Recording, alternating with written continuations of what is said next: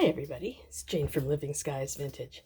Well, it's been some years now that I've been wanting to make a little Halloween journal to put pictures in of all our kids and grandkids as they grow up and go through Halloween costumes. So I started this the other day, just took a couple of pieces of old cardboard box and hinged them up. Did a little bit of a paper collage on the inside, and now I'm just going to start making the outside cover. So if you'd like to come along with me on this journey, please keep watching and I'll be right back. So I'm back. So I got out the gel matte medium. I like to use this one. It gives you a nice flat finish. You can get a high varnish finish later on with your products if you choose to once it's done. But this, while you're working, gives you great contact between all sorts of different types of paper and other objects. And the other thing about this is that once it's done, it does not stick together. I've used Mod Podge, and some of my books that I've first used it on, I can see where it's stuck itself together and it's removing paint from one page and sticking it to the other. This does not do that. You have some lovely noise when you open your pages, but they do not stick, at least not yet. I've never had that come up with that. And that, with the Mod Podge, that started like pretty quick. So I'm happy with this and I'm going to continue to use it. Anyways, so that's what I use to put down here. And I've got a gel print sheet of paper that I'm just going to kind of tear up. Did you know if you tore paper in different ways that you'll get different edges? See how this has got a white edge and this one has got a plain edge?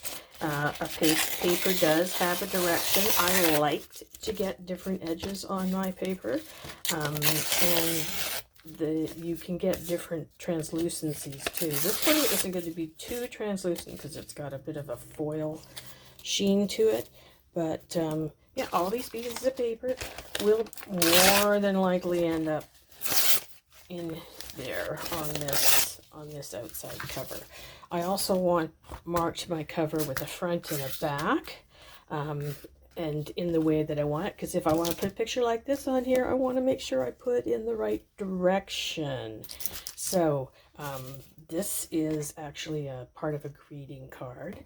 Something like this, when you're using your matte medium, you should be putting a medium on there and on here, and then using a nice flat card, squish it all out. But right now I've got some of this paper that I want to put down before I start putting that image on. So let's get started. Because this is just a copy paper, I probably only need to put my glue on just this base here. So, you know, be generous.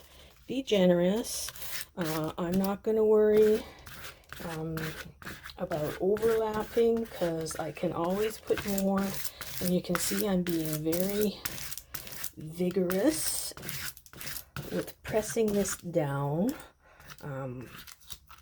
Even making sure I got glue on the other side, because hopefully this will get a lot of fingers touching it. So we want to make sure everything's glued down nice and secure. Even these little bits right here, we'll just push them in, push them down, push them down, push them down, push them down.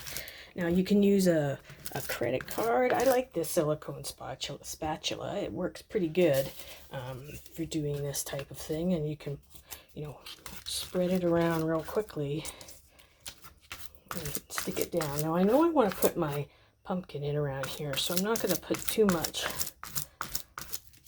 on the area there. Oop.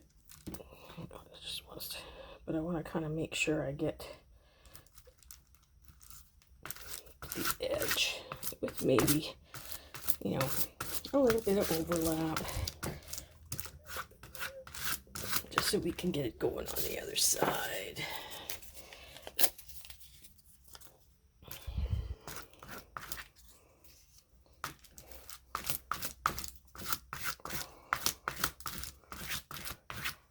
Now, I'm not too worried about these white edges at the moment. I have lots of layers to put on here yet, so it's not a terribly big concern. They'll all get covered up or painted over. So I'm just going to finish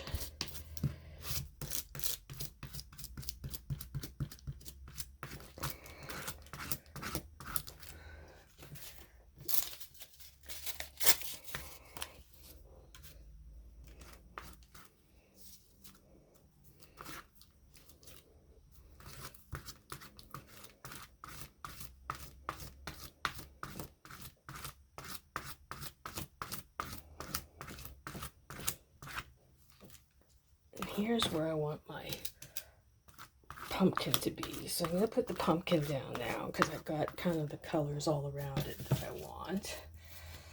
And the other thing about when you're doing collage, especially when you have thicker cardstock like this, is straight edges like that on the corner are a lot harder to disguise than edges like this. So I'm just gonna take off a tiny strip here just so I can blend it in without losing too much of the picture. There we go. Yeah. So let's see. Here, and it's a good thing that it's going to get covered on his face too with this stuff, because you can just slap it down, put glue on the back of this heavy bit, and then pick it up and slap him right down there again. And that's about where I want it.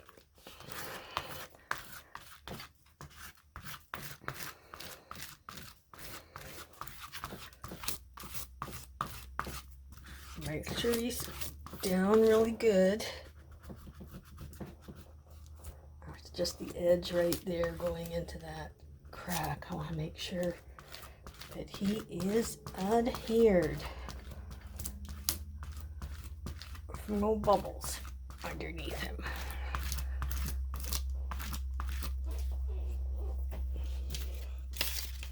So I'm just going to finish putting some more layers on this, finish it up, do the back side of my book, and well, I've got a good start on the cover. So I'll come back and show you that once I'm all done, and then we'll continue from there. So thanks a lot, and we'll see you in a little bit. So hi everybody, it's Jane from Living Skies Vintage. I'm back again. So I've got this done now. It's not quite perfectly dry because I can still feel the dampness in the paper. But certainly by doing all of this gluing and collage and matte medium on this, you're strengthening this board. Like you can see, there was a bit of a bend in here in the original cardboard, but it's going to be pretty stiff by the time I'm finished putting all of my bits on. And I'm not worried about this. I'm going to actually add, I think, some binder's tape. I put a piece of paper right down the edge there, and it caught the edge of both of them. So I'm going to distress that, maybe put some tape along there. I'm even thinking I might put tape along the outside edges, but it's pretty much ready to go. I just got to, clean it up a bit, fix this up a bit. And I know that these are going to fit in here because I made sure they were going to fit in here. These happen to be coffee dyed papers that I did some time ago, and was doing a different project and sewed these all up. And these just happened to be extra that didn't get into that project because I had done quite a few. So came in handy when I needed to do this. So I've got a few different little pockets in that already started. Like, oh, I guess that one would be more this way, with the pockets that way. And yeah, these are going to fit. And I'm just going to put in the two of these, because with that you can see pretty much going to fill it up. One's has a little less paper than the other, but it should still work out. And we're gonna glue things on here and stamp things on here and add. So this is just going to get thicker and thicker and more fun as we add some bits and pieces. So I hope you come back. Come back and visit me. Please like, share, and subscribe. I'm going to work my way through this Halloween journal with you. Try and keep up and get this done before this Halloween so that I can share it with my grandkids. And like I said, I want to keep this a little more childlike for them because, well, the boy is 10 and my granddaughter is, I think she's turning 5 she's turning. Oh, time flies. Anyways, thanks a lot, everybody, and we'll see you again soon. Bye, all.